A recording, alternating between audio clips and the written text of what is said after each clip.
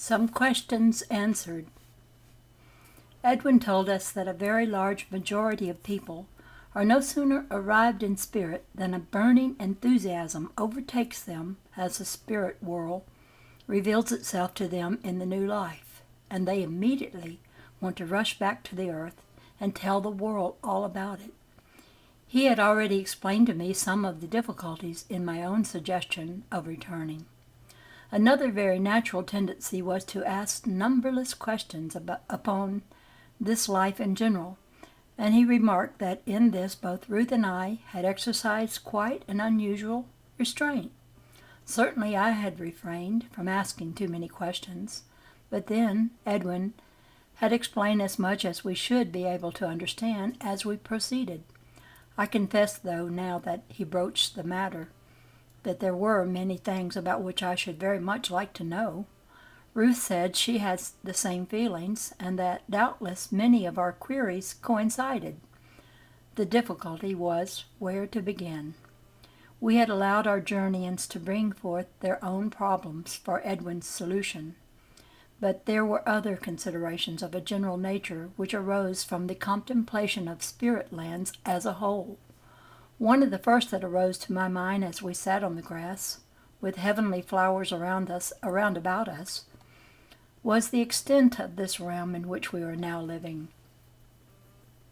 It reached as far as the eye could see, and that was a great deal further than we could ever see upon the earth plane on the finest and clearest day in the summer.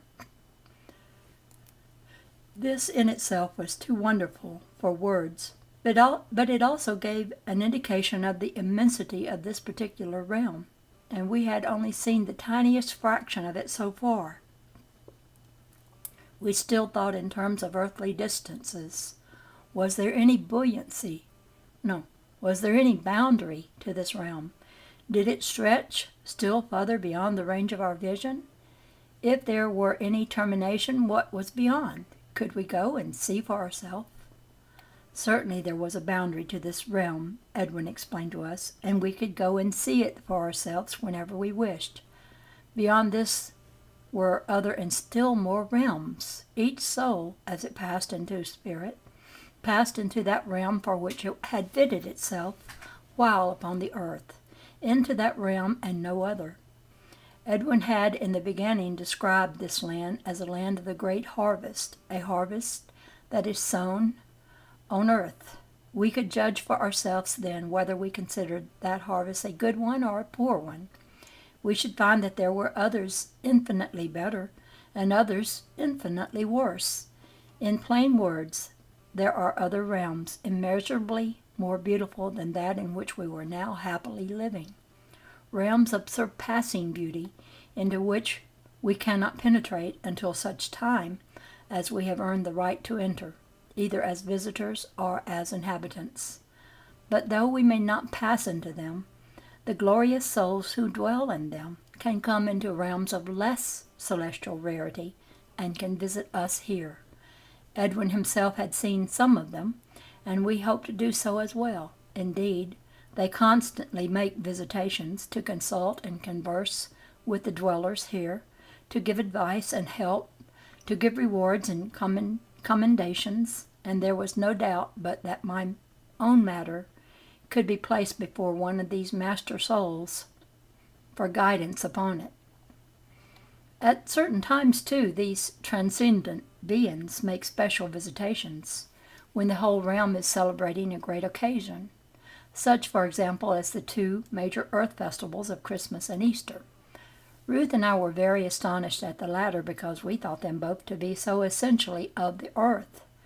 But it was the manner of celebrating them, and not the festivals themselves, which was particular to the earth. In the spirit lands, both Christmas and Easter are looked upon as birthdays. The first a birth into the earth world, the second a birth into the spirit world. In this realm, the two celebrations synchronize with those upon the earth, since there is then a greater spiritual link between the two worlds than would be the case if the festivals were held independently of season. It is not so, however, in the higher realms where laws of a different nature are in operation. On the earth plane, the anniversary of Christmas has remained fixed for many centuries on a certain date. The exact date of the first Christmas has been lost, and it is impossible now to ascertain with any precision by earthly means when it occurred. Even were it possible, it is too late to make any alteration, since the present fixture has been established by long tradition and practice. The feast of Easter is movable, a stupid custom, since ofttimes the chosen date bears no relation to the first and original date. There is some hope that a change will be made, and the feast stabilized. In no sense are we subservient to the earth in these matters, but at the same time a foolish obstinacy would lead us nowhere. Therefore it is that we cooperate with the earth plane in our united rejoicings. The higher realms have their very good reasons for what they may seem. The higher realms have their own very good reasons for what may seem to be a departure from a recognized order. Such reasons do not concern us until we ourselves pass to those higher states. Beyond those two great festivals, we do not have much else in common with the earth world in the matter of feast. The most of the latter are merely ecclesiastical feasts, which have no significance in the broadest sense, since so many are the outcomes of religious doctrines which have no application in the spirit world.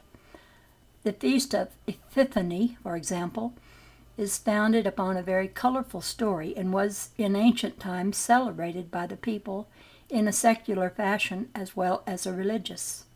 It is now solely religious and of very little moment here. The Feast of Pentecost is another instance of the Church's blindness. The Holy Spirit, to use the Church's phrase, has been, is, and always will be descending on all those who are worthy to receive it, not upon one specific occasion, but always. Both Ruth and I were very interested to learn how Christmas was celebrated in these realms. Since on the earth, beyond a few church services, the Feast of the Nativity has developed into a secular affair, the main feature being that of prodigious eating and drinking. Edwin told us that in spirit we can experience the same degree of happiness as in the case on earth, where that happiness is the outcome or expression of kindness, where our merrymaking is blended with the knowledge or the remembrance of whose day we are celebrating. Those of us who wish, and there are many such, can decorate our houses and dwelling places with evergreens, as we were accustomed to do on earth. By evergreens, I mean those particular trees and shrubs that are so called on earth. Here, everything is eternally evergreen. We join together in merry company, and if it is felt that the time would not be right without our having something to eat, then is there not a superabundance of that most perfect fruit that I have told you about, to delight the hearts of the most fastidious? But I have only told of the more personal side of this feast. It is at this time that we have visitors of the higher realms to see us, perfect beings, among us, who is he whose earthly birth we are celebrating.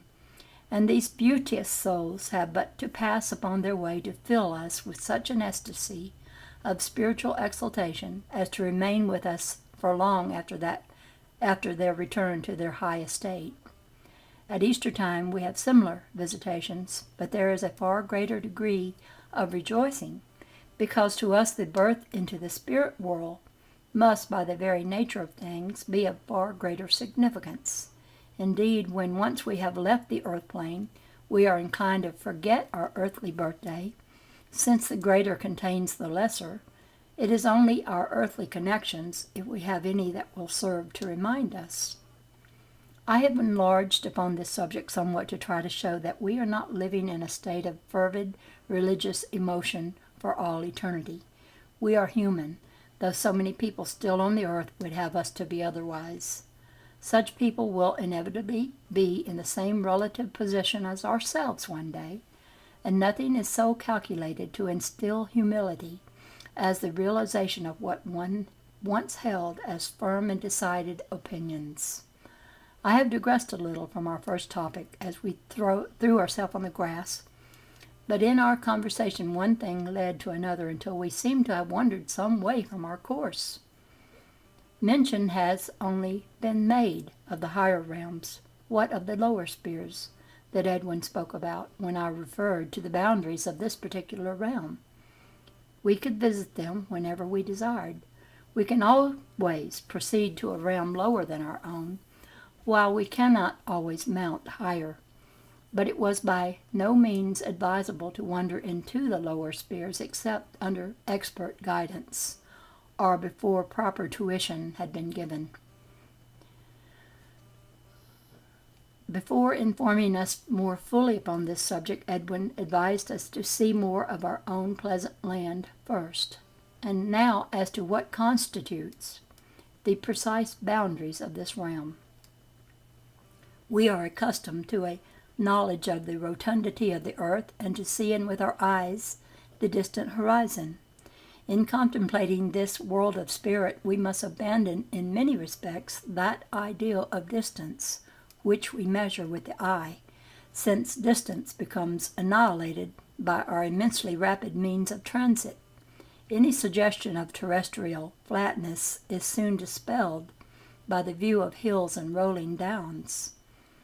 Again, the atmosphere is crystal clear, and our sight is not limited by the instrument of a physical body. We are not confined to keeping our feet on the ground. If we can move ourselves laterally over these lands by the power of our thought, we can also move ourselves vertically, Edwin told us, and I must say that this has never occurred to Ruth or me as yet. We were still in some ways limited by our earthly notions and habits of thought. If we could sink beneath the waters without harm, but rather with enjoyment, then of course we must be able to mount into the air, and with the same safety and enjoyment. Ruth did not express any very keen desire to do so just yet. She preferred to wait, she said, until she had become more thoroughly alchematized. I wholeheartedly shared her sentiments in the matter, which caused our good friend the greatest amusement. In alluding to these few features, I have done so because the earth world has always looked upon the spirit world as being relatively up or down.